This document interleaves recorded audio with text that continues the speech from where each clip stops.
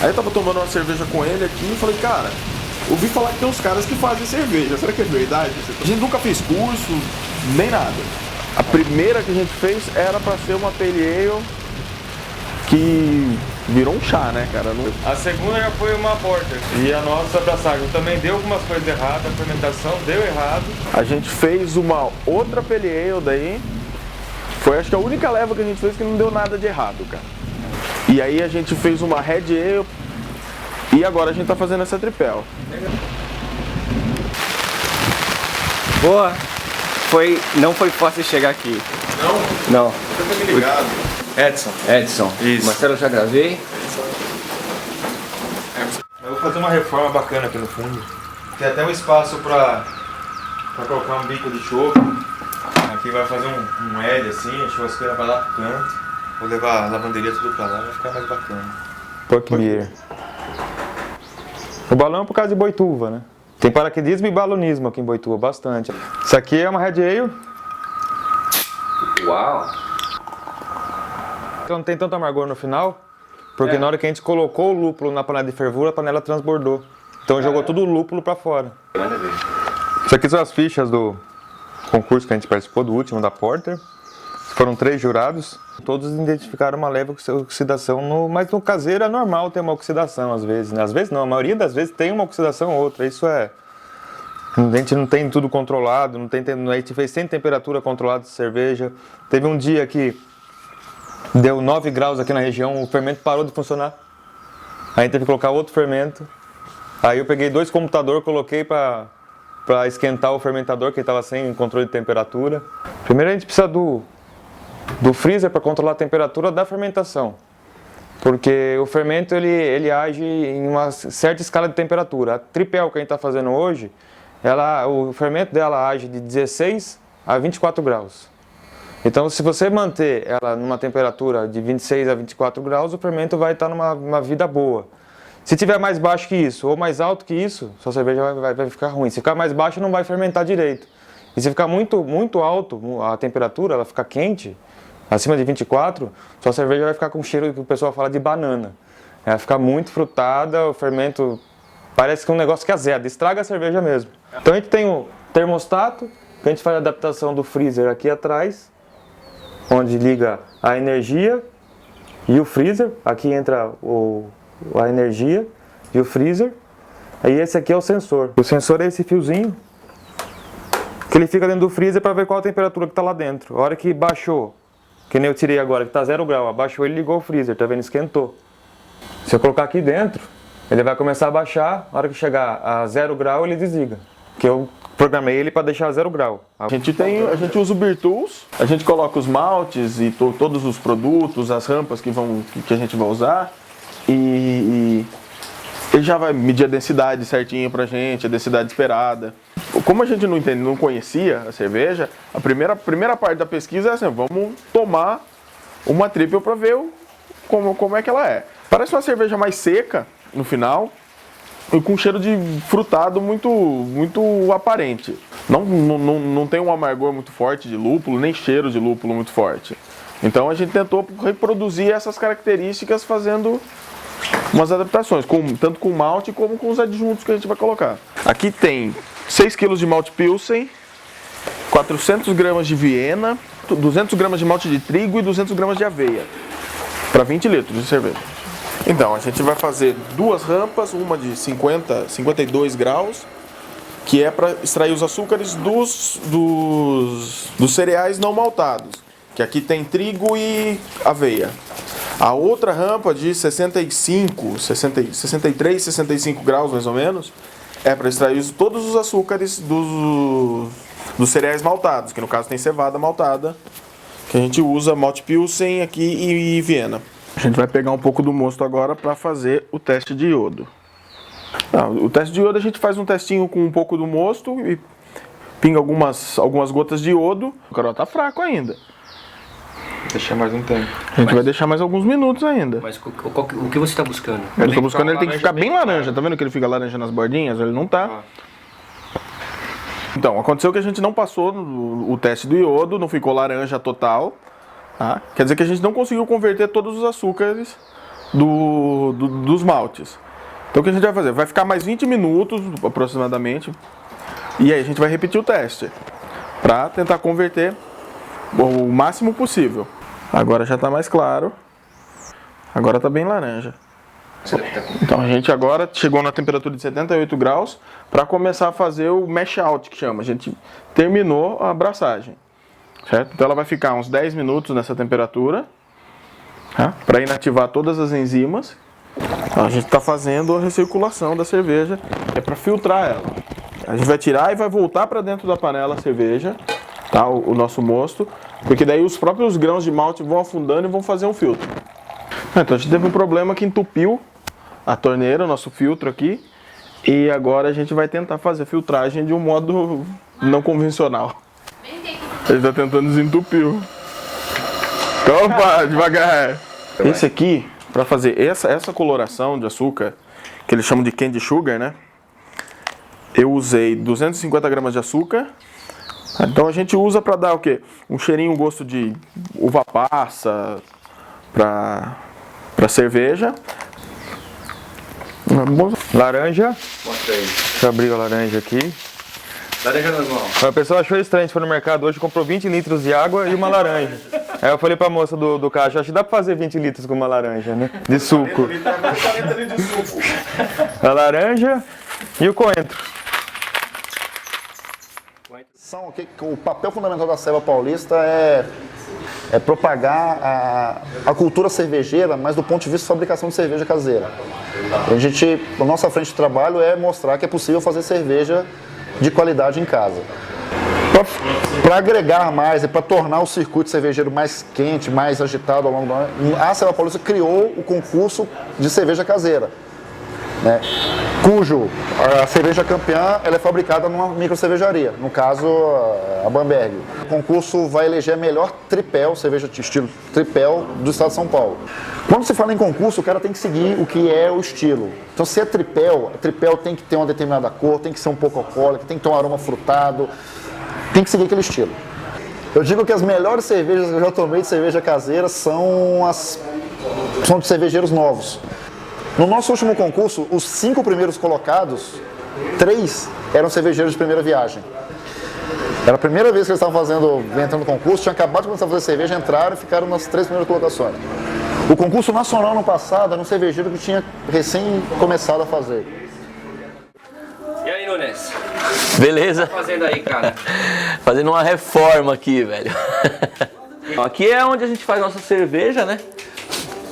O espaço estava meio apertado, a gente vai aumentar a nossa capacidade aí, resolvemos dar uma mexida aqui. A gente rebaixou um pouco o piso, era um porão aqui. Então aqui a gente aproveitou que tinha um poço, depois que aterrou ele, a gente fez esse quadradão, essa caixa aí, vamos fazer um depósito aí, uma adega, sei lá. Aqui tá maturando, aqui tem 2 maturando. Aqui tem uma Doppelbock, que tá maturando.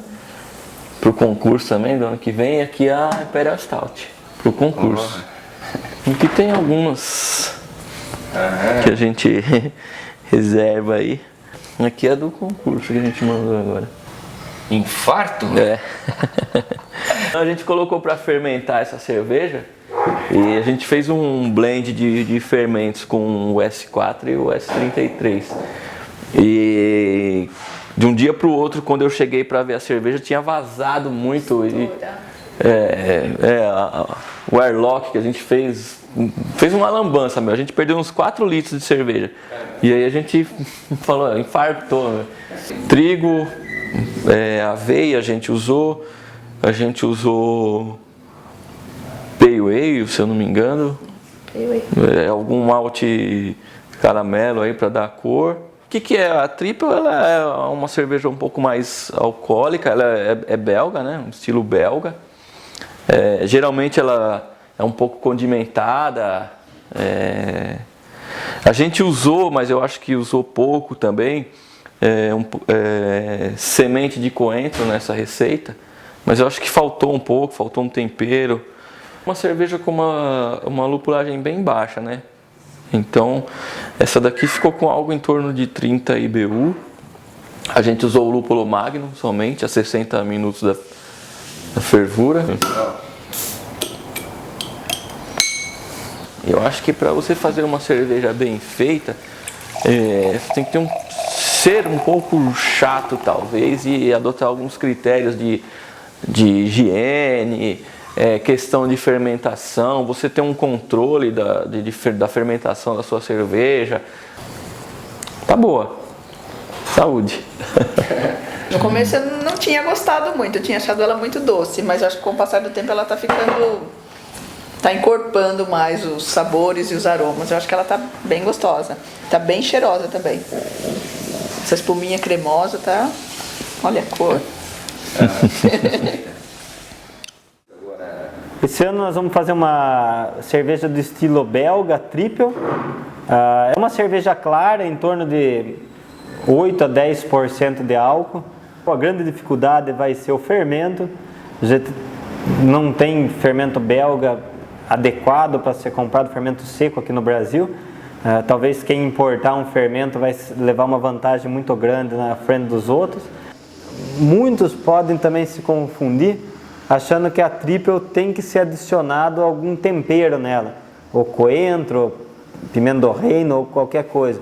As grandes cervejas triple belga não são adicionadas nada, são feitas com malte, lúpulo, fermento e às vezes uma porcentagem pequena de algum outro açúcar branco. Isso é o mais difícil de você conseguir dar aquele toque de tempero sem adicionar o tempero.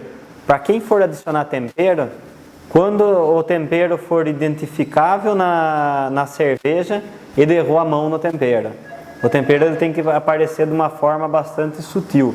A primeira coisa que eu vou estar buscando é se ela está dentro do estilo. Daí sim, o estilo conta muito, que se ela não estiver dentro do estilo, ela já vai estar desclassificada antes de você ver qualquer defeito nela. Depois a gente vai procurar buscar flavor of flavor. Eu espero que os cervejeiros caseiros surpreendam os jurados. Que eles nos surpreendam com algum aroma, com algum sabor diferente. Se não surpreender, nós vamos ter que optar por pegar uma cerveja sem defeito, que esteja ali mediana. Em linha geral, eu acho que a cerveja caseira ela tem uma qualidade ruim. Eu sei que não é legal falar isso, mas em linha geral a qualidade não é satisfatória. Seja quando eu sou jurado em algum concurso, ou quando alguém vem trazer. Mas é por falta de controle, não é? Às vezes falta de controle é falta de conhecimento também. Mas é difícil fazer cerveja em casa. Não dá para... A gente aqui na cervejaria tem que ser muito mais cobrado do que uma pessoa que faz cerveja em casa. Mas como a gente tem parâmetros também de pessoas que fazem cerveja bem feita em casa, então lógico, eu não vou cobrar um cervejeiro caseiro como eu estaria avaliando uma cerveja de uma cervejaria profissional. Mas eu vou estar comparando ele com boa cerveja caseira. Os concursos nacionais da Serva, eu participei quase de todos. Sempre que tem um concurso, eles usam como parâmetro o BJCP, que é um guia que dá todas as características da cerveja com relação a aroma, cor, carbonatação, teor alcoólico. E com base nesse guia, você começa a fazer a cerveja. É legal você experimentar algumas no mercado para você definir, olha, eu vou mirar no meio. Uma das cervejas que o BJCP indica é essa Westmalle, não tenho certeza se é assim que pronuncia. Tentei mirar minha cerveja nesse estilo aqui, principalmente porque eu usei um fermento líquido. Aqui no Brasil a gente só tem fermento seco, né, que é aquele em pó. Viajei algumas vezes para os Estados Unidos a trabalho e lá o mercado de homebrew é extremamente avançado, então você acha lojas de homebrew shop lá de... Não tem problema trazer um fermento líquido na mala, não, cara? Olha, não sei. Ele tem várias cepas lá de tripel, e o que eu trouxe ele era, segundo alguns blogs, informações do próprio fermento, ele se aproximava muito dessa Westmalle. Então eu tentei mirar nessa cerveja. E chegou a minha parceira da cerveja. Olá. Tudo bem? Tudo legal? Bom. Prazer, olha. Tô entrevistando. A Mari, minha namorada, né?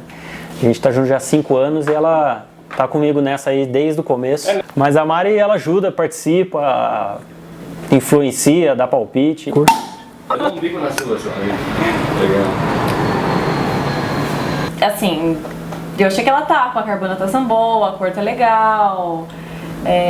Eu achei um pouco doce, mas não sei se ela ainda vai mudar, né? Pode ser que ela ainda mude até lá. A grande dificuldade e complexidade de fazer a cerveja caseira não é difícil, é trabalhoso. E uma pessoa que nunca fez a cerveja, ela pode fazer a primeira e já ficar boa. Então a grande dificuldade é você conseguir fazer justamente isso. Você pegar, por exemplo, no BJCP lá uma tripel ou uma barley wine, e lá ele falar que o teor alcoólico é de 9 a 11, é você conseguir atingir esse nível de álcool, que já não é tão fácil, não são todas as leveduras que aguentam chegar nesse teor alcoólico, e você conseguir aí fazer o equilíbrio com todos os maltes que são envolvidos, 3, 4, 5, 7 tipos de malte diferentes, para que ela não fique nem muito doce, nem muito alcoólica, nem muito amarga. Então o grande segredo e o prazer de fazer cerveja é você conseguir acertar tudo isso aí. É o registro do artesão da cerveja, né? A triple eu considero um estilo fácil de ser feito. A única dificuldade dela realmente é o fermento. Se tem um estilo em que fermento seco não cabe, é nesse. O processo de secagem de fermento é agressivo. Então, o que os produtores, as indústrias de fermento seco fizeram para ter esse fermento seco, que tem uma durabilidade bem maior, é justamente eles pegaram os fermentos mais resistentes e fizeram um processo de liofilização neles. Agora, alguns outros fermentos, como os belgas e como os fermentos de tipo lager, eles não são tão resistentes. Então, nesse processo, eles morrem. E aí acontece deles não serem tão viáveis para esse tipo de produto, de fermento seco. Acaba acontecendo que eles não são disponíveis. Não existe como você fazer uma cerveja com característica belga com fermento seco. Então você usa de artifícios. Se eu fosse fazer sem o fermento adequado, eu mexeria na temperatura de fermentação, na taxa de inoculação do fermento e trabalharia com algumas especiarias. Temperatura, conforme você vai fazendo, dependendo do fermento que você está trabalhando, você consegue produzir mais banana, mais cravo, e uma temperatura mais baixa você estaria mais para especiarias.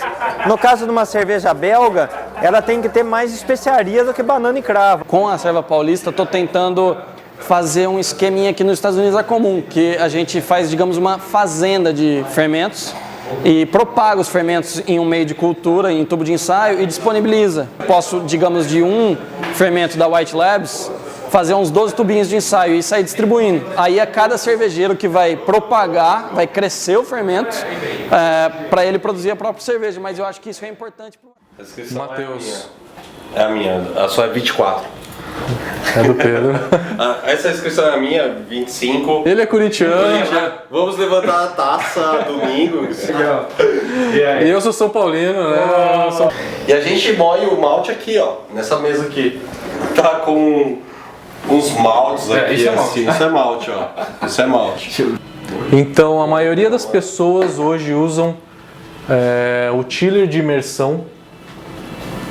Isso aqui é alumínio inoxidável. Então, o que acontece? Eles botam isso dentro da panela depois que ela terminou de ferver, para resfriar tudo aquilo que está fervendo, para a gente depois poder colocar no fermentador. Só que esse método ele não deixa uma temperatura final ideal para começar a fermentação. A gente acha melhor usar através de uma chopeira. A gente engata a chopeira direto na panela, passa a cerveja pela chopeira e sai direto para o fermentador. A ideia é resfriar o mosto o mais rápido possível, primeiro para não contaminar, segundo porque se você deixa a panela que terminou de ferver por muito tempo até resfriar, ela cria off flavors, que a gente chama, que isso prejudica o sabor da cerveja. A temperatura de fermentação é muito importante Porque você regula o gosto, o sabor, o frutado que você vai dar na sua cerveja. A gente tem um freezer e uma geladeira. No freezer cabe 2 fermentadores e na geladeira cabem 2 fermentadores. Aqui a gente armazena aqui todos os lúpulos, tem bastante. E um dos nossos fornecedores... O que você tem nessa garrafinha verde? Tem uma... Um mojito sour. Aqui a gente tem alguns ingredientes de higiene, né? A gente precisa ter higiene, pra gente é uma coisa importante. E se você deixar contaminar a cerveja, dá um cheiro amanteigado, uma coisa diferente que você não consegue tomar e fica um gosto muito ruim. Então o álcool ele é muito importante. É o álcool hospitalar, que ele tem uma graduação de 70%. Esse é o de 92. A gente dilui em água para chegar exatamente no 72%. 70%, desculpa. E aí a gente enche os borrifadores na hora de engarrafar, na hora de limpar o fermentador. Em 6 meses a gente nunca teve um problema de contaminação em cerveja. E aí a gente tem alguns problemas de cascos, porque leva pra casa, dá pros amigos, e aí a gente fica sem casco. Então, a BJCP é um método quantitativo que a gente tem de classificar cervejas em nível de álcool, gravidade inicial, gravidade final, cor e amargor. Na tabela periódica você tem a densidade final, a densidade inicial, o EBC e o IBU, que é o amargor. E a cor, que tá aqui. E a cor, que é de 4 a 7. A Triple é uma cerveja mais clara que a Double. Seria mais ou menos isso, uma Triple. Ela vai muito malte claro, então ela não tem tanto corpo. Não vai tanto malte assim, a gente usa um pouquinho mais de açúcar. Recomendável em todos os estilos belgas a gente usar um pouquinho de aveia.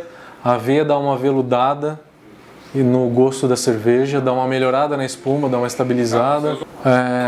Não sei se a gente pode falar de paradigmas de sabor, existem padrões de sabor que você, na hora que você vai tomar uma triple, você espera encontrar.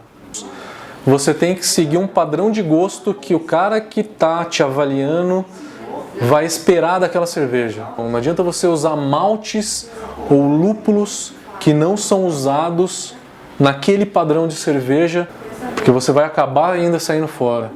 Então existe a parte quantitativa e existe a parte qualitativa. Essa parte qualitativa, na hora que você toma uma cerveja, você fala: não, isso parece com uma Pilsen, isso parece com uma Lager, isso parece com uma Triple, por causa dos ingredientes. Então toda boa cerveja ela tem que ter um pH bom entre 5.2 e 5.4. Na hora da abraçagem. Na hora da abraçagem. Não o pH final, na hora da abraçagem tem que estar esse pH. Porque as enzimas que estão ali no malte, na hora de você fazer a abraçagem, elas têm que ter um pH ideal para agirem.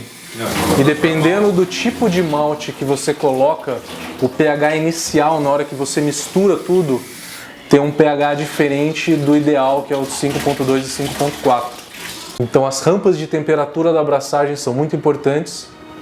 Então se você quer uma cerveja muito mais alcoólica, mais seca, você deixa temperaturas mais baixas. Se você quer fazer uma quadruple, eu boto temperaturas a 72 graus, temperatura mais elevada. Para ficar mais doce? Para ficar mais doce.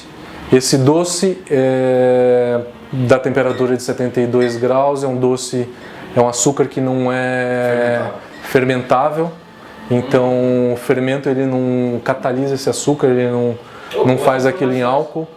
Uma triple, a gente não pode usar temperaturas altas porque ela não tem que ter um residual doce elevado, então a triple ela tem que ser um pouco mais seca, ela tem que ser um pouquinho...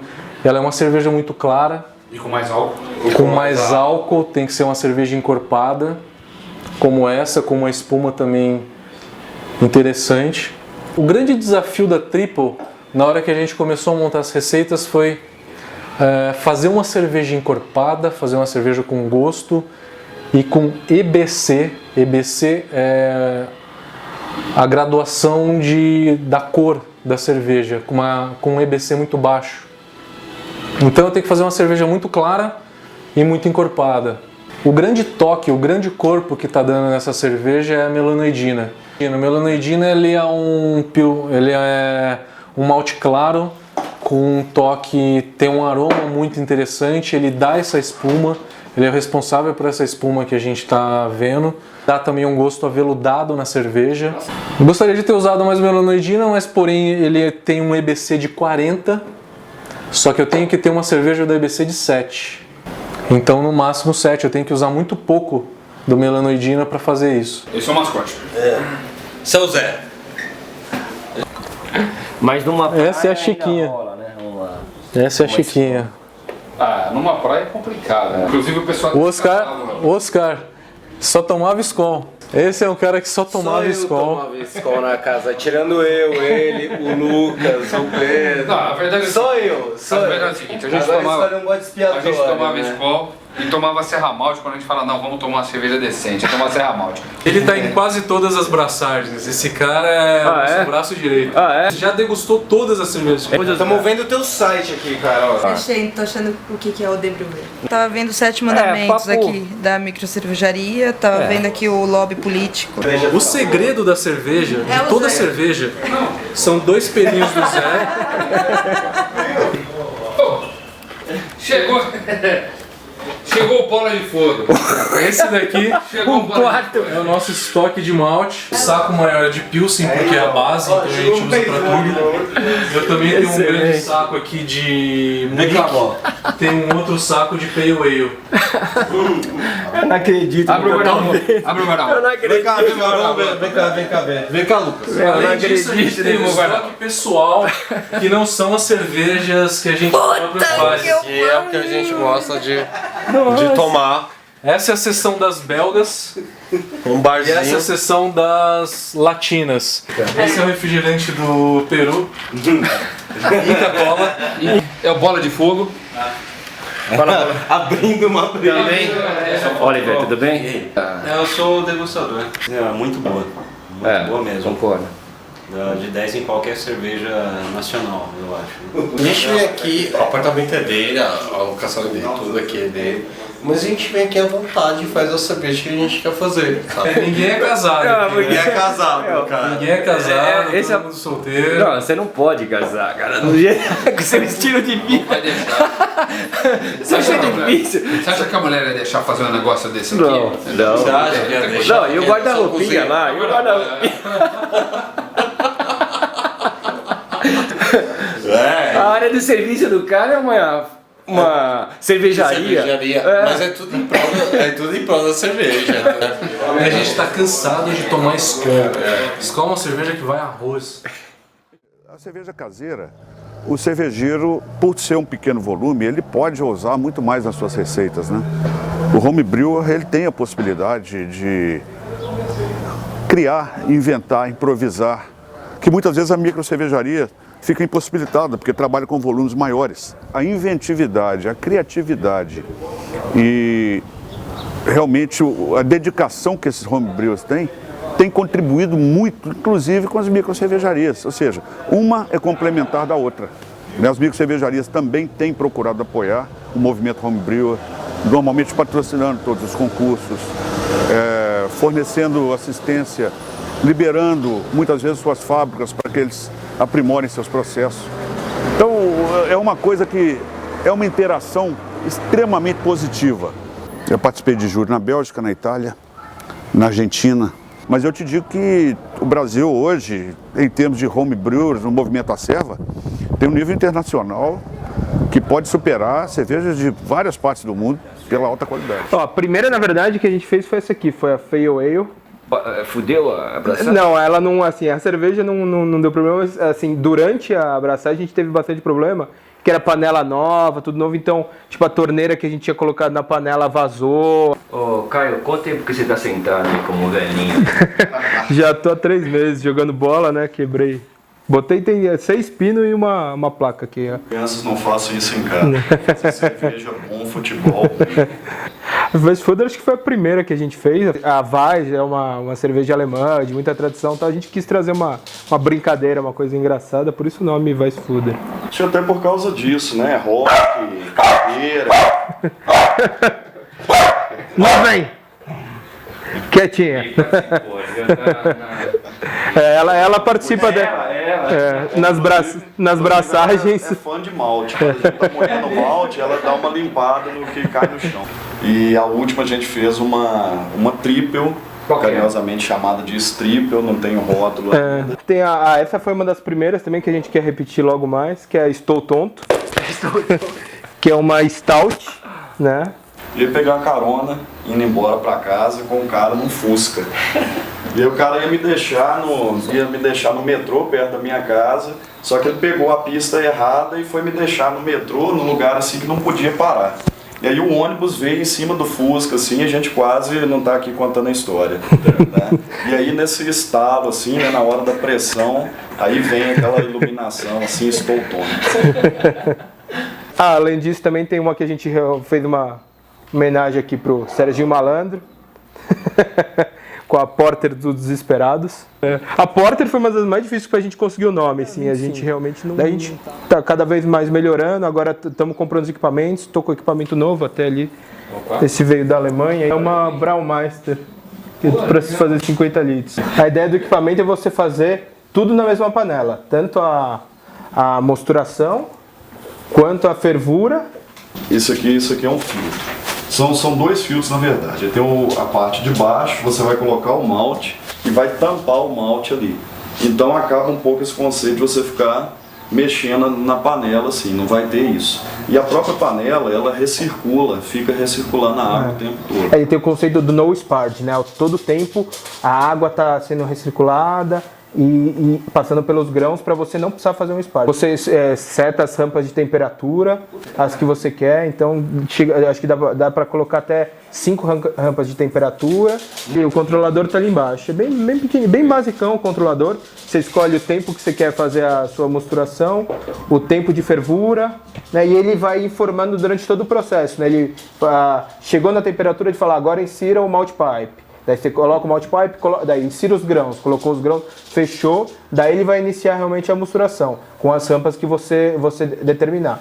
Determinou, ele chegou no fim da mosturação, ele apita, fala, ó, pode tirar o malt pipe. Você tirou o malt pipe, bota pra ele fala, ó, quer começar a fervura? Você dá o ok, começou a fervura, ferveu, tá ok, daí você pode, ou você pode colocar um chiller de imersão, ou usar, no nosso caso, a gente tem o chiller de placa, né, que é o Terminator. E a gente queria aumentar a produção, né? Panela de 20 a gente faz, porque é aquela coisa, né? Vai dar o mesmo trabalho e vai fazer uma quantidade 2,5 vezes maior. Então, putz, a gente... Eu acho que uma das nossas frustrações era isso aí. Depois de um dia árduo de trabalho, 5, 6 horas, você acabava com 15, 16 litros dentro do fermentador.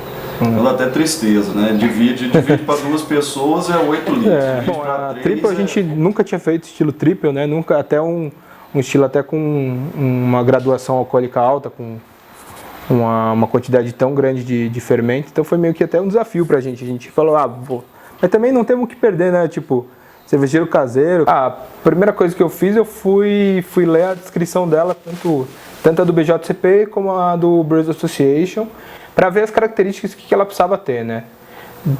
Com aroma, sensação na boca, qual que é a densidade inicial, a densidade final, a cor. Um blend de receitas, isso. Né? Procuramos várias fontes e fomos olhando o que a maioria usava, né? Tô numa época de beber pale ale inglesa pra caramba, assim. Mas, pô, tem época que a gente estava tomando bastante porter e stout, né? Mas eu acho que com certeza uma India Pale Ale, qualquer hora é hora de uma India Pale Ale, principalmente americana, porque o aroma do lúpulo cítrico ele é muito agradável, faz com que a cerveja, apesar do teor alcoólico, ela seja refrescante. Antes de... Opa! Eu sou jornalista, trabalho oficialmente na cobertura de política no Jornal da Tarde, mas escrevo sobre cerveja para o Caderno Paladar do Estadão também. Nossa, como é que você consegue combinar política e cerveja? Você vê que não é difícil, né? Pô, é uma coisa interessante até. Outro dia eu estava brincando com alguns produtores dizendo que talvez a política precisasse mais de aprender um pouco mais sobre a cerveja e os cervejeiros precisassem aprender um pouco mais sobre política em termos de organização. Não se deu esse segundo passo de avançar no conhecimento cervejeiro na grande mídia. Ela descobriu, ela sabe que existem cervejas diferentes e sabe que existe gente produzindo em casa. Mas ela ainda tem aquela sensação de que toda a matéria que é feita tem aquele grau de surpresa. Existe cerveja diferente da loura gelada que é tomada no churrasco. Tem gente produzindo em casa, não se deu o passo seguinte ainda que existe cerveja sendo feita em casa, existe cerveja artesanal, mas vamos ver o que são essas cervejas artesanais, o que está sendo feito em casa. E agora teve esse movimento dos deputados receberem os microcervejeiros para um jantar, para a apresentação das demandas do setor e foi tratado como se fosse uma maratona etílica do presidente da Câmara, né? Sendo bem otimista, daqui a uns 5 anos acho que a gente vai ter um patamar já mais massificado, talvez até, arrisco dizer, com uma questão tributária mais justa, um pouco mais de boa vontade dos políticos. Então repara o seguinte, né? Uma área descoberta, então olha essa escada maldita, cara. Imagina você carregando um botijão de gás aqui, um galão de água. Então, na real, a minha área inicial de cerveja é esse canto aqui, 2 cavaletes, né? Esse pranchão, montava tudo aqui. Tem outra questão, né? Sempre tem que fazer a abraçagem pensando no tempo, né? Porque não tem cobertura, né? Então a ideia é fazer um puxadinho aqui, né? E aí sim, partir daquele equipamento lá pequeno de 20 litros para um equipamento aí de 100 litros, fazer uma produção maior, mas tem que ter uma estrutura, né? Senão... Essa casa aqui, ela tem um porão. Ela tem uma abertura aqui, né? E toda essa área aqui, ela é abandonada. Então, e hoje eu tenho um problema sério com fermentadores, né? Porque tem a questão, o fermentador não entra no freezer, na geladeira, ou comprar um freezer é uma coisa caríssima, né? Então a ideia é pegar essa área aqui embaixo, né? Forrar ela toda, fazer uma estrutura toda com isopor, né? E climatizar, fazer 2 câmeras, uma para fermentação de 18 graus, uma de 10 graus, e aí dá para botar cerveja para... Cara, o equipamento ele é basiquíssimo, né? O que todo mundo usa hoje, uma panela aí de 2 litros, fundo falso, né? Alguns usam bazuca, né? Uma bombinha de máquina de lavar louça, né? Para fazer a recirculação.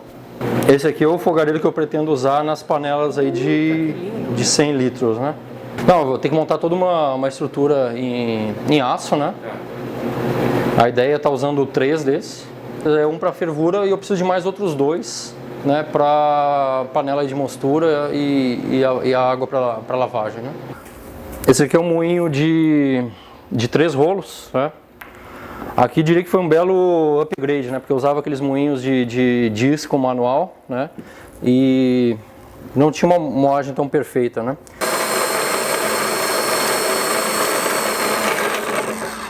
Então na prática aquele trabalho de quase 1 hora e muito suor ficou reduzido a minutos, né? O grão bastante exposto e o principal sem danificar a casca, né? Que ela é importante para filtragem, né? Acho que eu sou o cliente número 1 da DHL. Não, tudo paga imposto, né?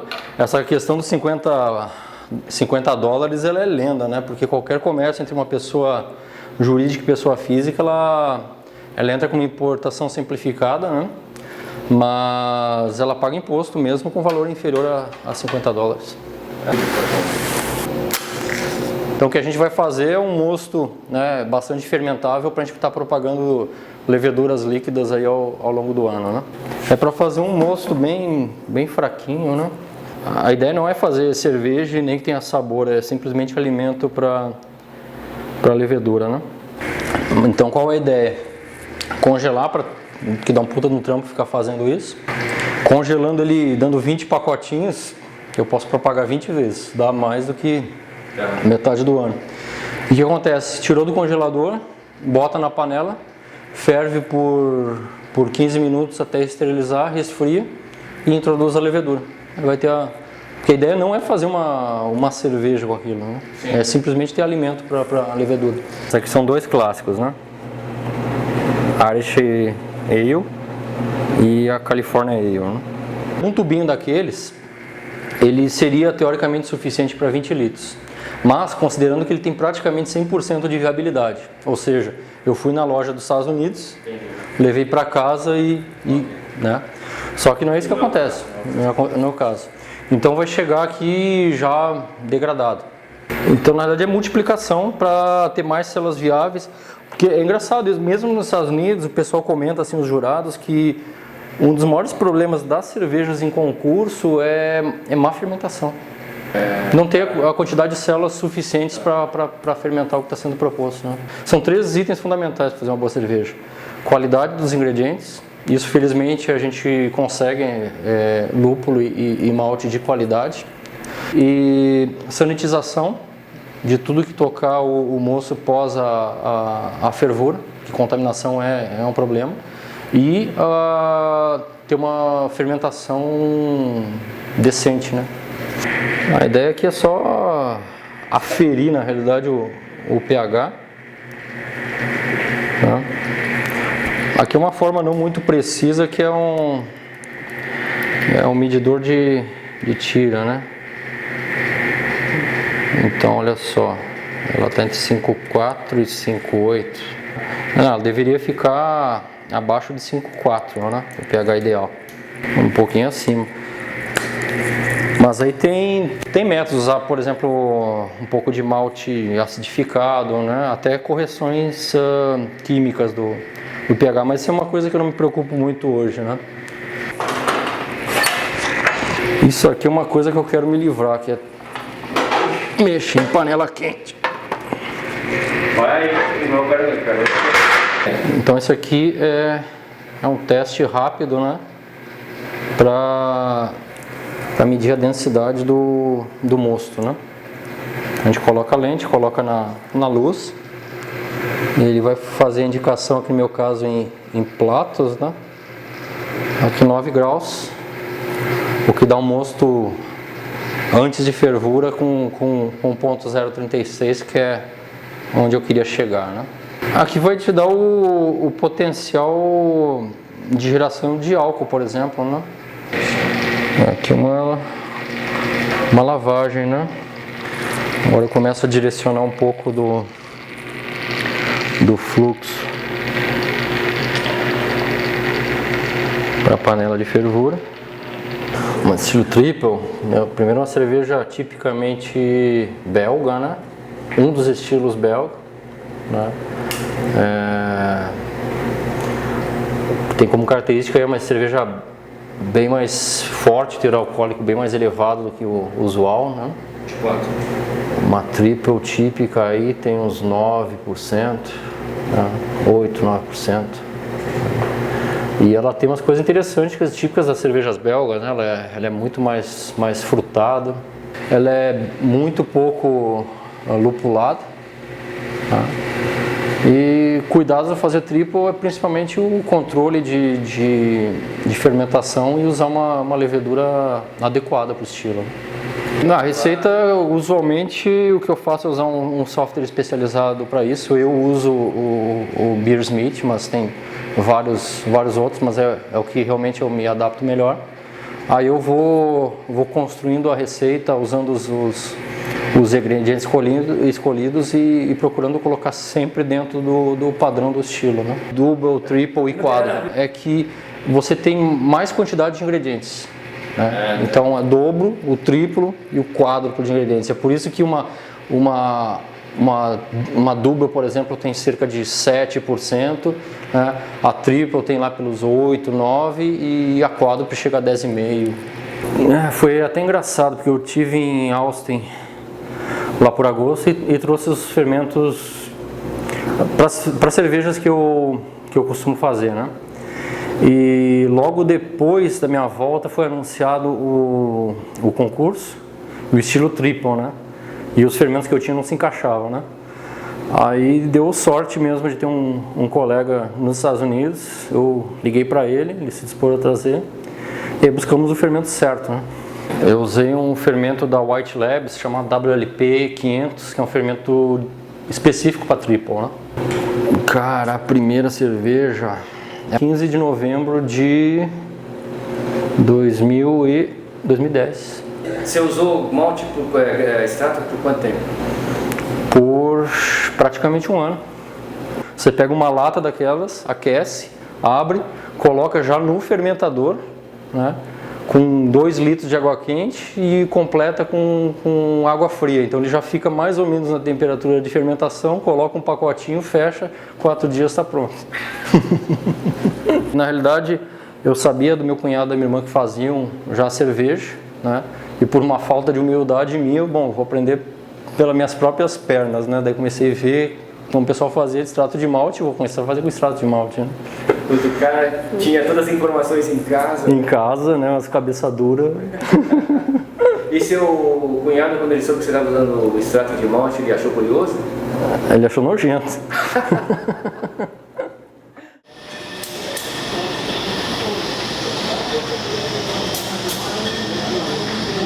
Hoje aqui culmina um trabalho que foi feito ao longo do semestre. Hoje aqui é o dia que nós vamos, os jurados vão julgar e eleger a melhor cerveja tripel do estado de São Paulo. Os cervejeiros eles têm um número individual que só a diretoria da Serva sabia e ao chegar aqui na Bamberg, a Bamberg muda esse número, então nem nós, a diretoria da Serva, sabemos quais são os números reais. Então é uma chave dupla para manter realmente o sigilo de quem está enviando a cerveja. Aqui hoje nós estamos vão ser 11 jurados, de cada jurado vai receber a amostra das 22 cervejas que estão sendo avaliadas aqui hoje, né? O júri que é composto aqui são personalidades do meio cervejeiro brasileiro. São desde mestres cervejeiros que trabalham com distribuição e fabricação de malte, até editores de revista que são especializados em cervejas, beer sommeliers, mestres cervejeiros. A Triple é uma cerveja que ela requer um tempo um pouquinho maior de maturação. Então, do dia do anúncio do concurso até efetivamente hoje, o cervejeiro teve pouco tempo para fazer. Esse foi um ponto também mais desafiador. Olha, você tem esse tempo para fazer, então tivemos essas 22 inscrições que estão aqui hoje. Marco Falcone, cervejeiro, proprietário da Falque Beer. Alexander, mestre cervejeiro da Agrária. Vilmar, mestre cervejeiro da Agrária. Ricardo Amorim, sommelier de cerveja. Blog Só Cerveja, cerveja só. Phil, da Serva Paulista. Paulo Betiol, o Guilherme Sevano, sommelier de cerveja. Bob Roberto Fonseca, blog do Bob, não é sommelier de cerveja. Edu Passarelli, blog do Edu Recomenda. André Clemente, revista Prazeres da Mesa. O André, talvez ele seja o maior consumidor de cerveja belga de todos que estão aqui, porque ele não sai do Belgian Beer Paradise.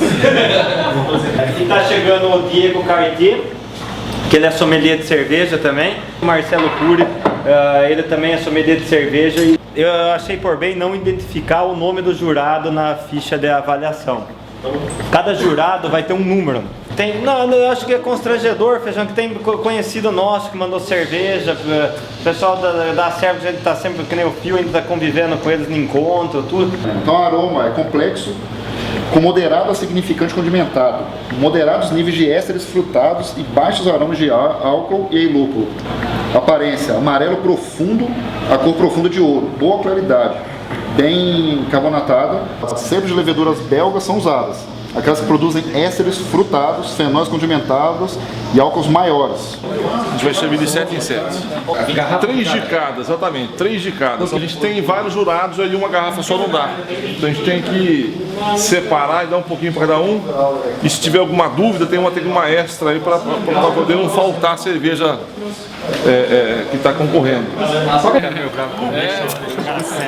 O tratamento é feito com amostras que são identificadas, né?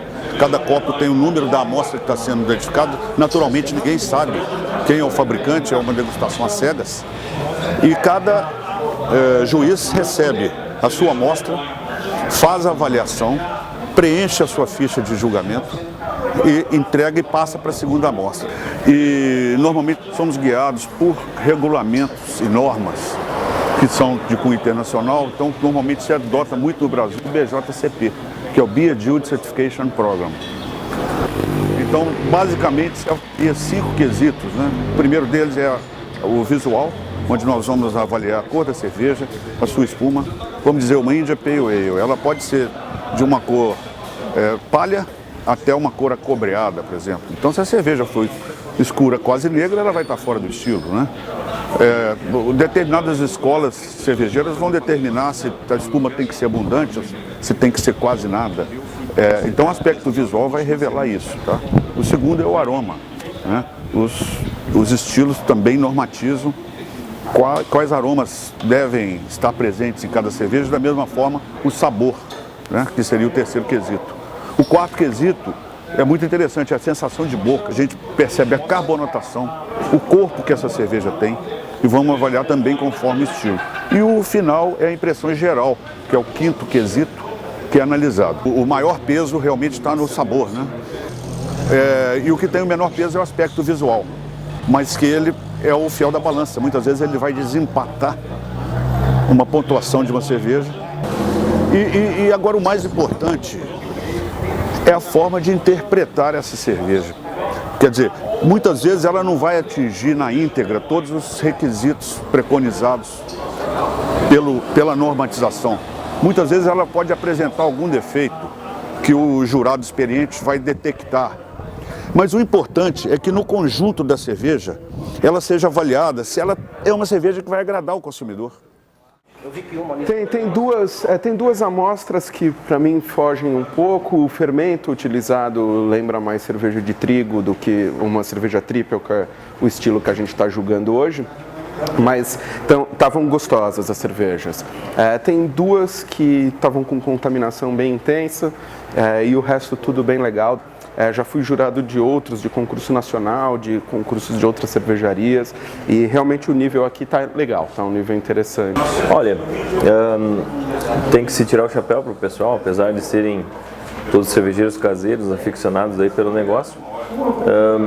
Acredito que a qualidade esteja muito boa. Nós tivemos aí 2 ou 3 cervejas um pouco fora do padrão, mas o restante realmente estariam de parabéns, com todas as dificuldades de fazer uma cerveja numa escala pequena, realmente estão muito dentro do padrão e bastante interessantes.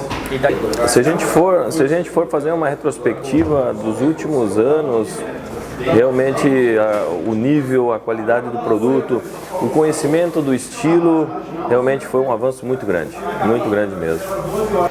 E eu acho que de todo mundo que está aqui jogando, eu sou o único cervejeiro caseiro, assim, de fato, que continua fazendo cerveja caseira. Do nível da competição, sempre existe algo em torno de 5, 10% que estão contaminados mesmo, aí é problema de sanitização. Eu falar para ter um zelo bem maior com sanitização, porque mesmo para cervejeiros experientes, eu sou experiente, acaba acontecendo. Muita gente gosta de se vangloriar falando que não acontece, mas acontece, porque você acaba relaxando em algumas etapas e aí isso mostra na cerveja. Eu poderia ficar falando de lúpulo, de outras coisas, mas se a gente melhorasse a carbonatação, que eu achei baixa para todo mundo, e uma triple precisa ter uma carbonatação alta, e a atenuação, usando mais açúcar simples, pode ser o açúcar de mesa mesmo, o açúcar cristal, qualquer um, a gente atenuaria mais as cervejas, elas ficariam com uma carbonatação mais alta e atenuação mais baixa, aí a gente teria uma cerveja bem menos doce, que eu senti isso através de todas as amostras, elas estavam um pouquinho doce demais. É chave para esse estilo deixar a cerveja pouco doce, deixar ela super atenuada. Tá um nível bom, tem algumas que fogem do estilo, elas têm sabor, são saborosas, mas ainda falta muito para chegar, acho que numa triple legal. Já participei do primeiro também, da ESB. Esse aqui tá melhor, as cervejas estão melhores do que no primeiro torneio. Tá muito interessante, assim, referente a outros concursos aqui, a gente vê uma padronização, uma evolução muito grande das cervejas enviadas. Você pegava um concurso nacional em 2007, 2008, você tinha exemplares assim que simplesmente você tinha que estar nota 0, porque eu estava com um defeito gravíssimo, ou estavam totalmente fora do estilo. Então a evolução ano a ano tem sido muito grande dos cervejeiros artesanais.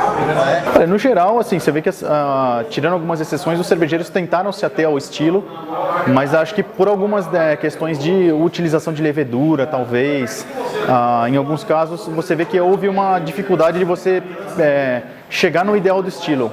Algumas tentaram se diferenciar pelo lúpulo e aí saíram do padrão, porque o triple não pede um lúpulo muito destacado. Olha, de uma forma geral, eu acho que foram muitas cervejas, né? Então, assim, a gente teve aí de ASE, tem cervejas aí com problemas graves, mas outras também bem feitas, que a gente pode perceber aí a busca de qualidade dos cervejeiros. Eu acho que, assim, no geral, nós encontramos menos cerveja com defeitos graves que nem foi encontrado em relação ao ano passado. Isso aí é legal porque a gente está num caminho de melhor. Eu dei 0, acho que para 3 ou 4 cervejas, justifiquei. O motivo, elas estavam contaminadas, que nem... Você precisava ver o primeiro projeto. A lavanderia tinha formato de guitarra embaixo e a torneira de chope em cima. A câmera frente tem até as portinhas já aqui. E põe uma torneira com 2 bicos aqui. Você já deu um toque para suas amigas que, é o seguinte, tem uma galera que só tem homem. Tem uma colega nossa, a Dani, né? Que ela foi num evento desses. Ela falou, nossa, aquilo é o paraíso. É cerveja, um monte de homem.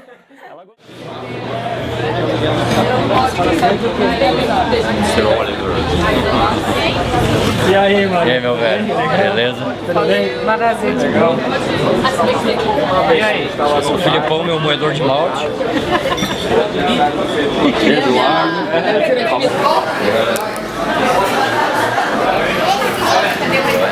E aí, tudo bem? Bom, Oliver. Legal. Beleza?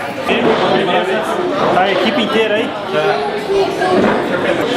Ah, 40. Essa garrafa antiga. Sem.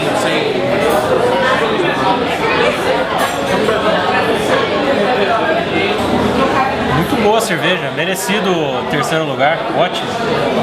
Bem carbonatada, saborosa, dá pra sentir as especiarias, coentro, laranja. Cara, achei sensacional, né? Aroma, sabor. Deixa o cara cego. Carbonatação extrema. O aroma dela não tá com tanto cheiro de fruta como a nossa tava. E tem um quê de champanhe, assim, de muito gás. Achei sensacional. Uma consistente, muito mais consistente que a nossa, muito mais dentro do estilo da Tripel, sem cheiro de fruta, aroma bem sutil. O sabor não está picante, está um pouco adocicado, amargor no final, espetacular. Vocês podem ver a cor bem dentro do estilo, né? Leve aroma de cítrico. Eu já senti a diferença do 3º lugar para essa, senti um doce já logo no início, e aí ela finaliza com amargor assim, um pouquinho menos intenso do que...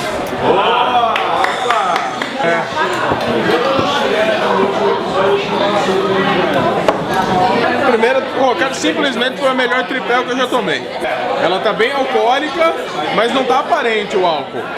E não tá escondendo com todo aquele doce que tem nas nossas. Essa aqui não, ela tá bem seca e muito alcoólica, tá ótimo. Tá espetacular. Carbonatada, sabor, um lúpulo um pouquinho aparente, volta um pouquinho do doce. Não tem o que falar, ela está extremamente dentro do estilo, assim.